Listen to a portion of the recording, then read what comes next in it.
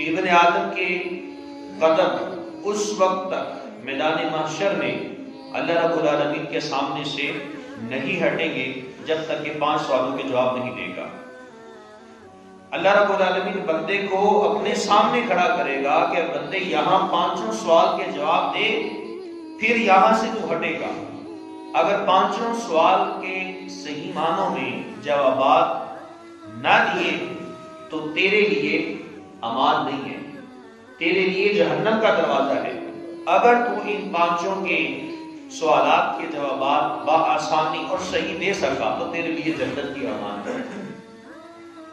فرمایا سب سے پہلا سوال ابن آدم سے کیا جائے گا، اور یہ ہر ایک سے ہونا ہے، اس میں کسی ذات کا حسب نسب کا تعین نہیں ہوگا، ہر ایک شخص سے سوال کیا جائے گا۔ ابن آدم سے سوال کیا جانا ہے، اس میں صرف رسول اللہ کی امت شامل نہیں ہے، 1,24,000 کم و بیش انبیاء کرام کی امتیں شامل ہیں۔ ہر ایک بندے سے، چاہے وہ مسلم ہے یا نان مسلم ہے، وہ کسی بھی ذات کے ساتھ تعلق رکھتا ہے، کسی بھی مذہب کے ساتھ تعلق رکھتا ہے، جب تک یہ 5 سوالوں کے جواب نہیں دے گا اللہ رب العالمین کے سامنے سے بندہ ہٹ نہیں سکے گا۔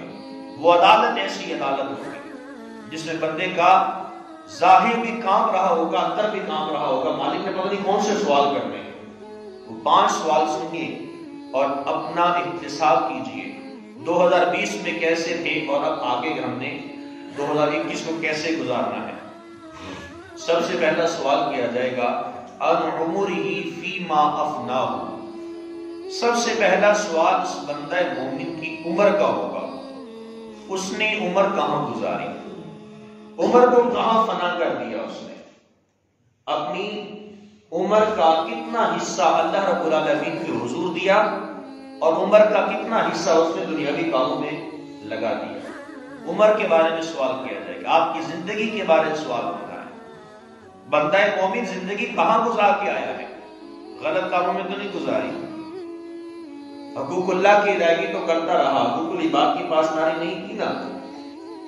ایک ایک چیز سامنے لائی جائے گی، یہ ہمارے کرام الکاتبین یہی لکھ رہے ہیں، یہ فرشتہ نیکیاں لکھتا ہے، یہ برائیاں لکھتا ہے، اور میدان محشر میں تا حد نگاہ رجسٹر کھولے جائیں گے، بندے کے سامنے لائے جائیں گے، بندہ اللہ رب العالمین دکھائے گا، بندے دیکھ یہ تیرے اعمال ہیں، بندہ دیکھتا جائے گا، شرماتا جائے گا، مالک یہ میں نے یہ بھی گناہ کیا تھا، میں نے یہ بھی گناہ کیا تھا، میں نے یہ بھی کیا تھا، میں نے یہ بھی کیا، تصدیق بھی کرے گا ساتھ ساتھ۔ تو پہلا سوال کیا جائے گا بندہ مومن عمر کہاں گزار کے آیا۔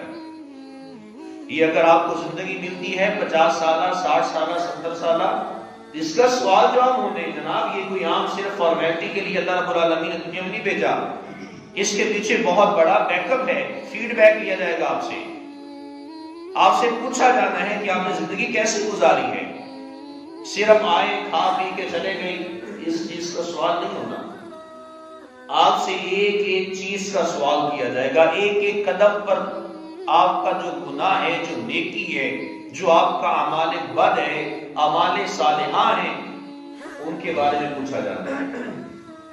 تو فرمایا سب سے پہلا سوال ہوگا بندے سے، ابن آدم سے سوال کیا جائے گا کہ بتا تو نے اپنی عمر کہاں گزاری ہے۔ اور پھر دوسرا سوال نوجوان طبقے سے ہوگا، اللہ رب العالمین نوجوانوں سے پوچھے گا کہ نوجوانوں تم نے اپنی جوانی کہاں گزاری ہے۔ آقا کریم علیہ الصلوۃ والتسلیمات نے ارشاد فرمایا الشاب تائب من الذنب کمن لا ذنب لہ، گناہوں سے سچی توبہ کرنے والا نوجوان ایسا ہے جیسا اس نے کبھی گناہ کیا ہی نہیں ہے۔ نوجوان کی توبہ اللہ رب العالمین کو بہت پسند ہے، تو اس نوجوان سے سوال ہونا ہے کہ بندہ مومن نوجوان تو اپنی زندگی تو نے جوانی کا وہ حصہ کہاں گزارا ہے۔ انسان کی جوانی جب عروج پہ ہوتی ہے نا تو جوش اور بلبلہ اور جذباتیات وہ عروج پکڑ رہے ہوتے ہیں، اور اس دوران وہ نوجوان وہ غلط کام کی طرف اور فحش کلام کی طرف اور بدکاری اور سیاہکاری کی طرف بہت جلدی مائل ہوتا ہے، اسے نیکی کی طرف لانا انتہائی مشکل ہوتا ہے، لیکن گناہ کی طرف وہ دوڑ کے جاتا ہے۔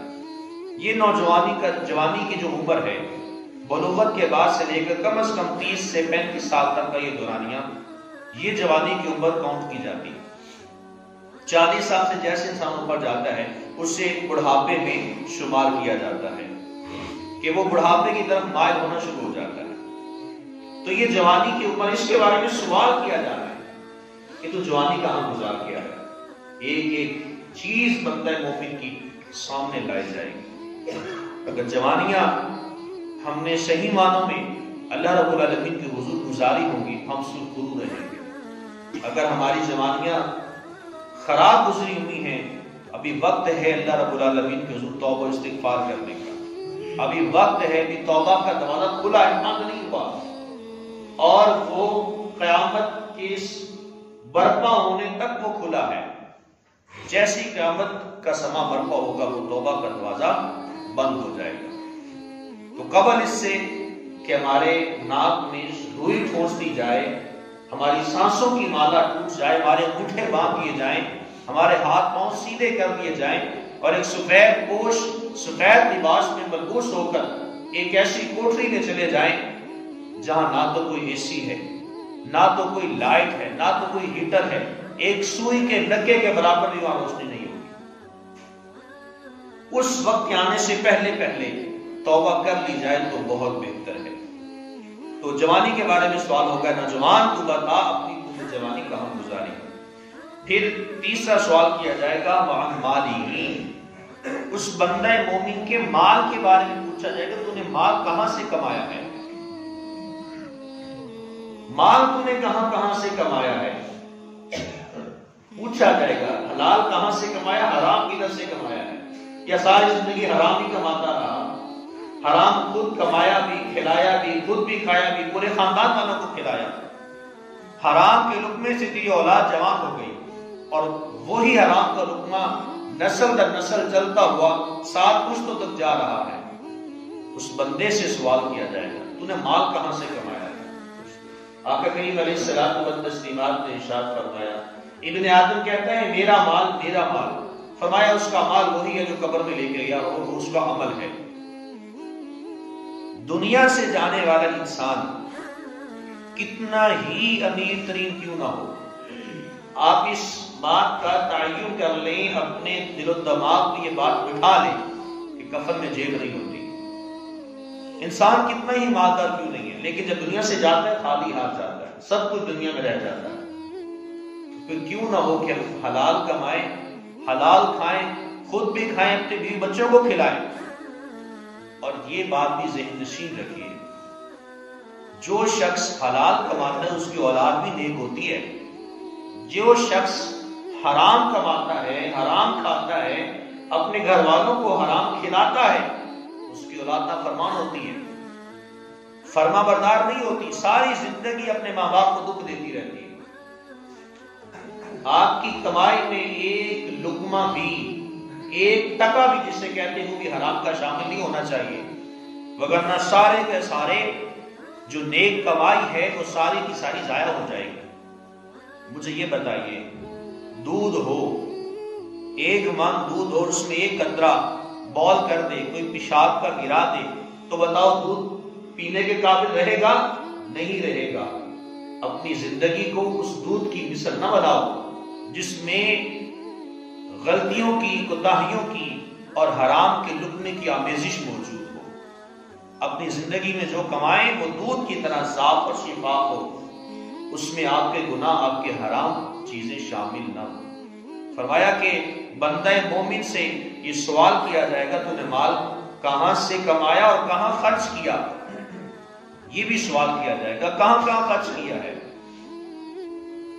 اللہ نے تجھے مال دیا، تم نے حرام کاموں میں لگا دیا۔ اللہ نے تجھے مال دیا تھا، تو نے اس مال کو صحیح راستے پر نہیں لگایا، تو نے غلط کاموں میں لگا دیا۔ یہ ایک ایک سوال کیا جانا ہے، ایک ایک چیز کے بارے میں سوال ہوگا، ایک ایک پائی کا سوال ہونا ہے۔ دنیا میں کہتے ہیں نا کوئی بات نہیں، 5-10 روپے کی خیر ہے۔ میری عادت ہے میں اگر کسی سے کبھی کبھار کو بندہ کہنے کہ ایسا کوئی بات نہیں، 10 روپے خیر ہے، میں کہ نہیں، یہاں دینا آسان ہے، اوپر دینا بڑا مشکل ہے۔ یہاں 10 روپے آپ کے لیے ہیں، وہاں نہ جانے پتہ نہیں 10 روپے کے بدلے میں کیا پوچھے جائے گا۔ اس آخرت کو سامنے رکھتے ہوئے اپنی زندگی کا انتخاب کرنا ہے۔ تو 2021 کو اس انداز سے گزاریں کہ اگر 2020 میں آپ سے کوئی گناہ ہوئے ہیں، کوئی غلطیاں ہوئی ہیں، آپ کی کوئی بری عادات ہیں، ان کو ختم کیجئے اور صحیح راستے کا تعین کرتے ہوئے خوف خدا، خشیت الہی کی طرف چلے جائیے۔ اور 5واں سوال اس بندے سے کیا جائے گا کہ ماذا عمل فیما علم، اللہ رب العالمین فرمائے گا بندے میں نے تجھے علم عطا کیا، تو نے اپنے علم پر کتنا عمل کیا ہے؟ یہاں سے عالم مراد نہیں ہے، اس سے اوورآل پوری انسانیت مراد ہے۔ اب دیکھیے میں ایک چھوٹی سی مثال دیتا ہوں۔ اگر ایک عالم کو پتا ہے کہ جھوٹ بولنا حرام ہے، کیا آپ میں سے کسی کو اس بات کا پتہ نہیں ہے کہ جھوٹ بولنا حرام ہے؟ سب کو پتا ہے جھوٹ بولنا حرام ہے، لیکن جھوٹ بولیں گے۔ سوال سب سے کیا جانا ہے، اس میں صرف علماء کی تخصیص نہیں ہے۔